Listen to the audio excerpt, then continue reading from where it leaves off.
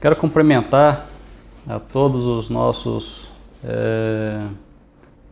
amigos, todos os nossos irmãos em Cristo, que sempre têm acompanhado o nosso programa Escola Bíblica aqui na TV ADNP. Começa mais um programa, lição de número 9, que estaremos estudando agora já no dia 2 de março. Olha, já estamos no último mês desse primeiro trimestre. E esta aula tem como tema um lugar de adoração a Deus no deserto. Aula de número 9.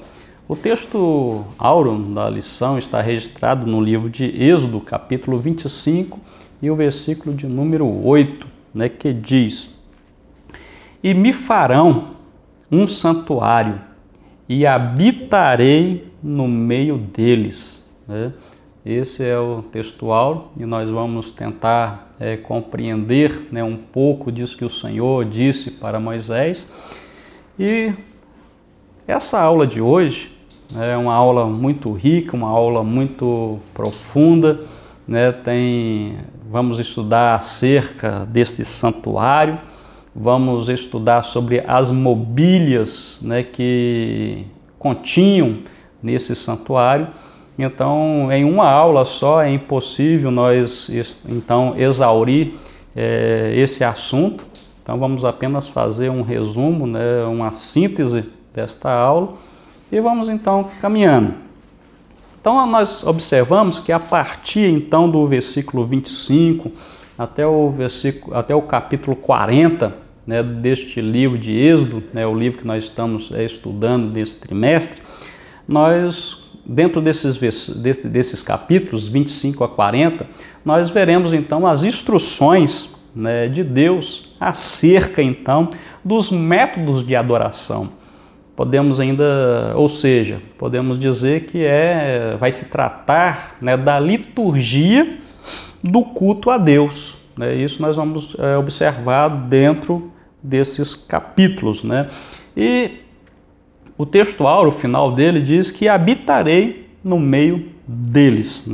Então, desde a saída dos hebreus, desde a saída dos filhos de Israel do Egito até o presente momento, olha só, Deus ele já havia se manifestado de várias maneiras, de várias formas, e também várias vezes, não é verdade, em favor do seu povo.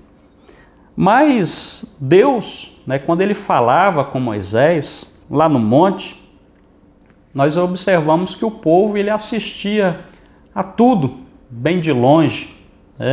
Então o monte fumegava, estremecia.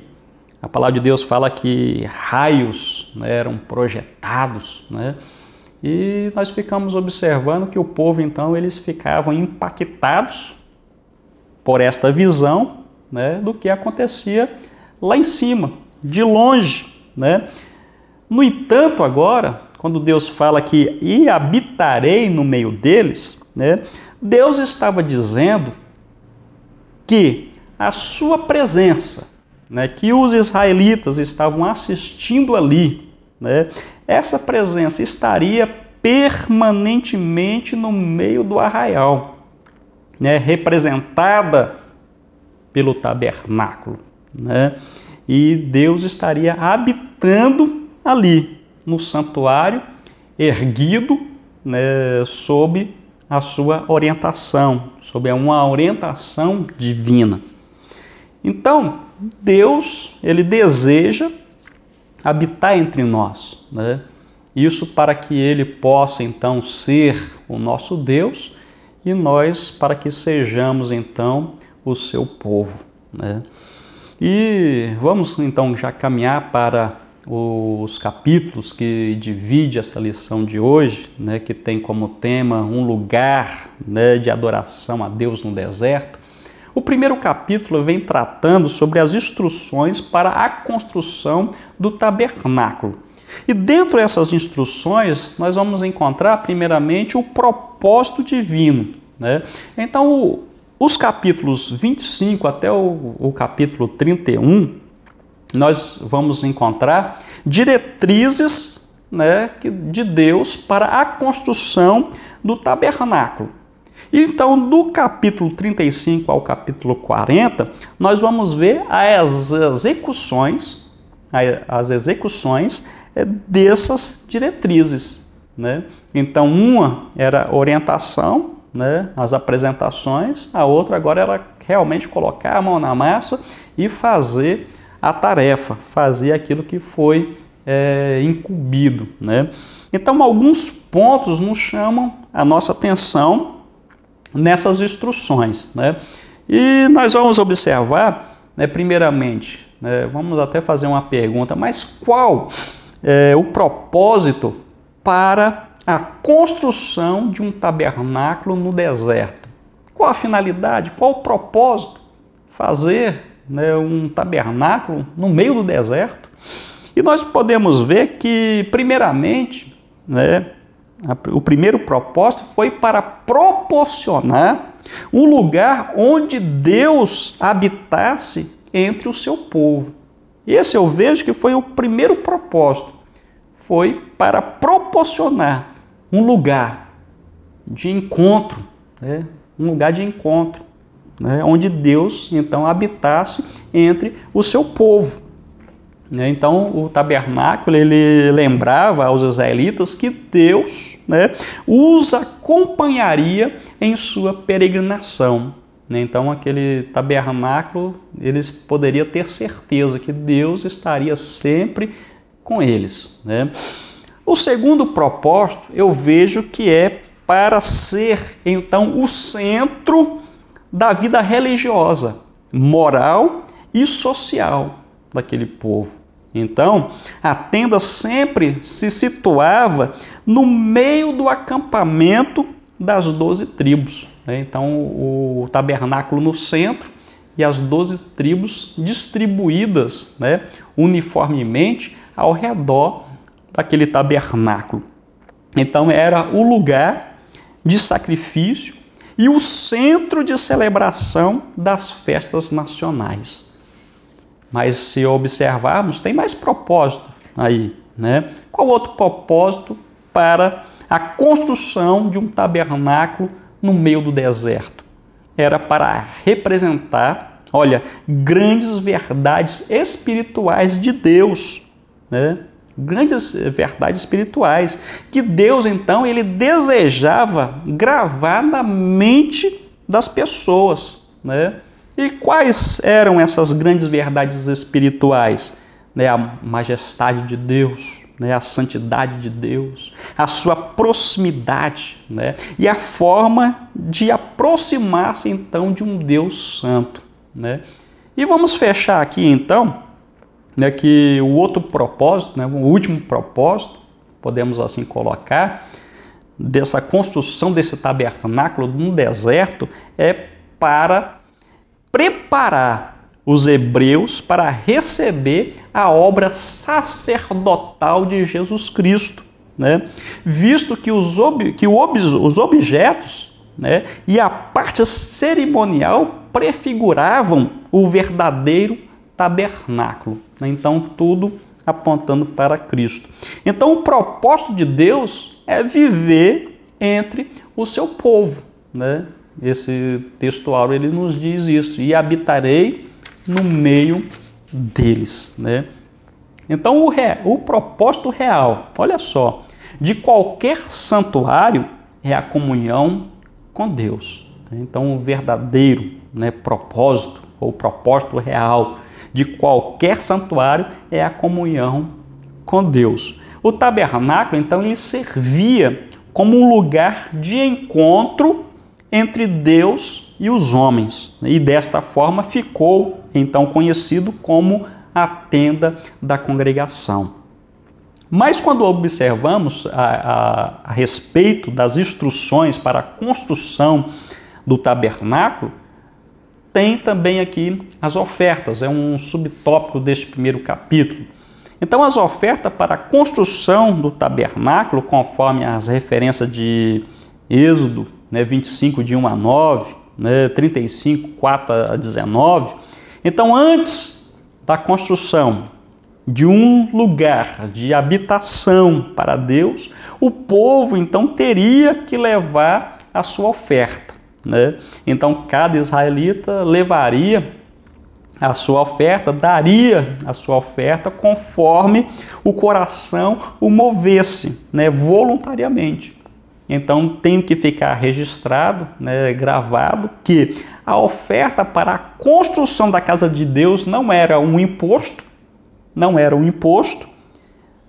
mas era uma doação de livre e espontânea vontade do povo, né?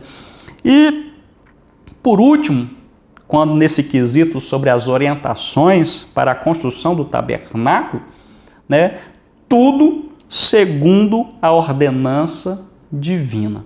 Então, o tabernáculo ele não poderia ser então feito de qualquer jeito. Ele não poderia ser feito, né, conforme o gosto de Moisés, conforme o gosto do povo, conforme o gosto dos sacerdotes, da liderança. Não. O tabernáculo ele deveria ser construído de acordo com as minuciosas diretrizes divinas.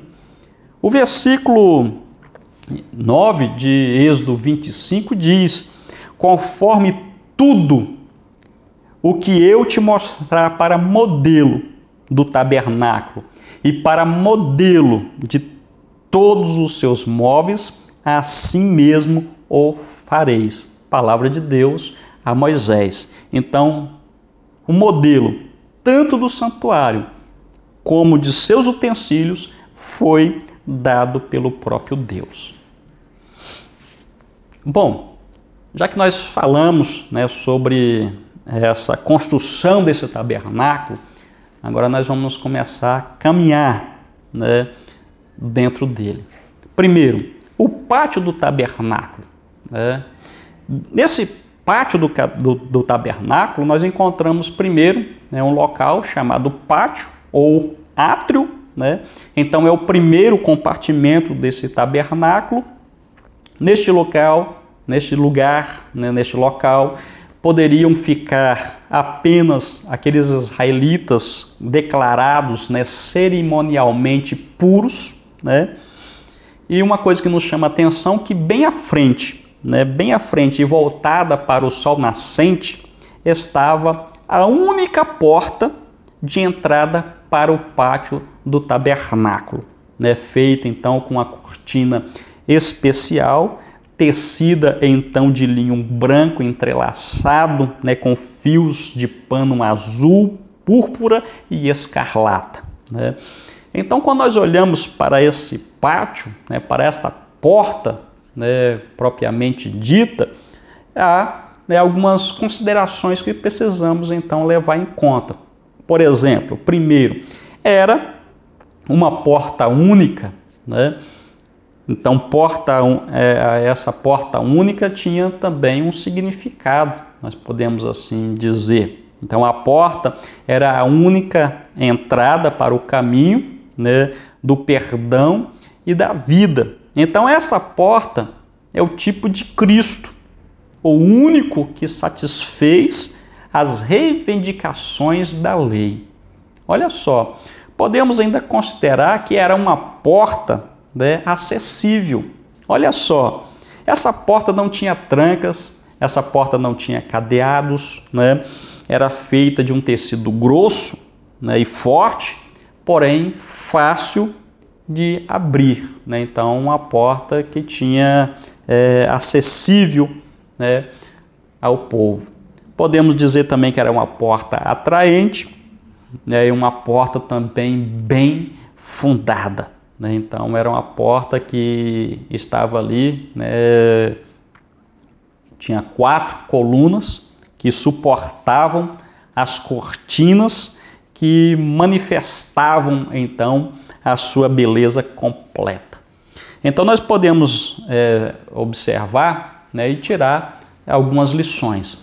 Embora o tempo não nos permita fazermos isso, mas deixamos aqui um norte para que você possa fazer a sua pesquisa, né, o seu estudo, e para que possa aprender mais um pouco acerca deste tabernáculo que Deus então estava dando sob orientação para Moisés. Bom, além dessa entrada, então o pátio, então, dentro desse ato nós encontramos também, né, o altar dos holocaustos, né? Então nós vamos iniciar neste exato momento agora, né, o estudo das mobílias do tabernáculo, né, tendo como peça, cada peça um significado, né, que declaram planos e propósitos de Deus. Quando olhamos então para o tabernáculo, para esse holocausto, né, o altar do holocausto, nós encontramos as dimensões e materiais que eram feitos então a esse altar de holocausto. O altar então ele media 5 côvados de comprimento, ou seja, 2,25 metros. A sua largura também era de 5 côvados, né, ou seja, 2,25 metros, então era um verdadeiro quadrado, né? E tendo como altura apenas 3 côvados, ou seja, 1,35 m aproximadamente, então era a altura. E ele tinha também 4 chifres, um em cada extremidade superior, unidos então por uma única peça. Bom, o significado do altar. A palavra hebraica, para altar, ela significa lugar de abate. Olha só, é por isso, né, que o papel, né, do altar tem um tão importante e se destaca uma posição tão proeminente. Então é importante.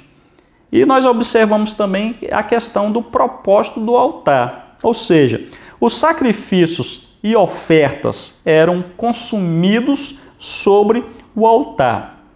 Nós encontramos, né, então, que nesse altar era encontrado e satisfazendo, então, as reivindicações irrevogáveis, e o pecado deve ser, então, punido na pessoa ou no substituto, ou em algum substituto. Então nós observamos que o altar, então, era onde o sangue era derramado e o pecador era perdoado. Vale ressaltar que não importa quão boa a pessoa fosse, sem o derramamento de sangue, não haveria nenhum perdão. Bom, mas nós encontramos, além desse altar do holocausto, nós encontramos também uma outra mobília chamada de pia de bronze, né? Logo depois do altar de holocaustos e antes da entrada do tabernáculo, né, estava posicionada então uma pia de bronze, local onde os sacerdotes então lavavam seus pés, lavavam as suas mãos. A pia é um tipo da palavra de Deus, né? A pia era utilizada para a limpeza que se fazia necessário. E nós podemos dizer que o altar era acessível a todos. Agora, a pia somente para os sacerdotes. Então essa pia era uma obrigação para os sacerdotes. Não se tratava então de uma opção do sacerdote, não, mas era uma obrigação de todo sacerdote lavar-se com a água da pia toda vez que fosse então ministrar no tabernáculo. Então ele sacrificava a Deus ali naquele altar e antes de entrar no lugar santo, ele se lavava naquela pia de bronze. Então era uma obrigação para ele. O capítulo 3 desta lição vai falar sobre o lugar da habitação de Deus, né? Então agora nós deixamos, né, o pátio, deixamos o átrio e agora caminhamos para dentro do lugar chamado Lugar Santo. Dentro deste lugar havia mais outras mobílias, né? Dentro deste lugar nós encontramos o castiçal de ouro. O castiçal de ouro era aquela peça que iluminava o interior da tenda, já que não havia janelas ali, né? Então esse castiçal era feito com puro ouro batido e seu fogo era mantido através de azeite, né? E localizava-se então bem à frente, né, da mesa dos pães da propiciação. Então não entrava no lugar santo nenhuma luz natural, né? Nenhuma luz natural. O candelabro então era a única peça, né, a única fonte de iluminação dentro daquele ambiente. Bom, além do candelabro, nós encontramos também a mesa dos pães da propiciação e o altar de incenso. Moisés, então, ele recebe, né, em seguida, instruções quanto à mesa dos pães da propiciação, ou pães de apresentação. Então, sobre essa mesa estava disposto, né, o alimento dos sacerdotes, né, de Deus. Então, ali, durante alguns dias, né, de 7 dias, né, ficavam ali pães, eram colocados ali, e depois esses pães eram substituídos por outros, né? E quando assim fossem substituídos, aqueles pães substituídos, né, então era o alimento do sacerdote que ele comia ali mesmo dentro do lugar santo. E o altar de incenso estava bem à frente, né, antes do véu, e era a terceira peça, né, da mobília no lugar santo, né, no qual o incenso ele era queimado. No caso, era queimado ali naquele lugar. E o altar, então, dourado, era usado, né, com incenso ardente. Por 2 vezes por dia era, então, oferecido pelo sacerdote. Então, depois que tivesse acendido o pavio e abastecido, então, ali com azeite as luminárias. Bom, como o tempo já está acabando, queremos então dar uma pinceladinha rápida sobre o Santo dos Santos, né, e a Arca da Aliança. Bom, partindo agora, deixando o lugar santo, havia também o lugar santíssimo, ou Santo dos Santos, né? Esse lugar era um pequeno repartimento, né, medindo apenas 5 por 5, né, 5 metros por 5 metros, e era separado do lugar santo por um véu, né? E a única mobília que continha ali naquele lugar era a Arca da Aliança, né, com o seu propiciatório. Ali não entrava nenhuma luz natural, né, como a do sol, e também nenhuma luz artificial, mas a própria glória de Deus, né, iluminava o lugar santíssimo. A Arca da Aliança é o utensílio, então, mais importante do tabernáculo, simbolizando, então, a santa presença de Deus, né, e sua aliança com o seu povo. Mas dentro da arca também não podemos deixar de abordar que havia também alguns conteúdos ali dentro, por exemplo, as 2 tábuas de pedra, né, contendo os 10 mandamentos, foram colocados ali, né? Havia também um pote de ouro contendo o maná, né, também guardado dentro da arca, e estava também, né, o terceiro conteúdo que nós encontramos ali dentro, que é a vara de Arão, né, aquela que floresceu e deu frutos, né? Bom, com isso nós terminamos, né, essa aula de hoje. e pedindo, né, a todos os nossos telespectadores que continuem acompanhando a nossa programação, assistindo toda a nossa programação, pois eu sei que Deus tem algo especial para a sua vida e bem como a sua família. Então fique com Deus, um forte abraço e até a próxima aula Escola Bíblica, transmitido aqui diretamente da TV ADNP para o seu coração. Fique com Deus.